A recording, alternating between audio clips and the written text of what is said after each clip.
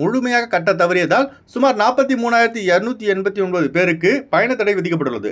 அதனால் நம்ம ஆளுங்க இந்தியா, இலங்கை ஆகிய நாடுகளுக்கு வெக்கேஷனுக்கு போவதாக இருந்தால் உங்கள் மேலே ஏதாவது பயண தடை உள்ளதா என்று தெரிந்து கொண்டு ஃப்ளைட் டிக்கெட் போடவும். அப்படி இல்லை என்றால் ஃப்ளைட் டிக்கெட்டும் வேஸ்ட்டு, உங்களோட டைமும் வேஸ்ட் ஆகிடும். ஏன் இதை சொல்கிறேன்னா, எனக்கு தெரிஞ்சு பல பேர் இப்படிப்பட்ட பிரச்சனையில் மாட்டிக்கிட்டு கடைசி நேரத்தில் விமானம் ஏற முடியாமல் கஷ்டப்பட்டு இருக்காங்க.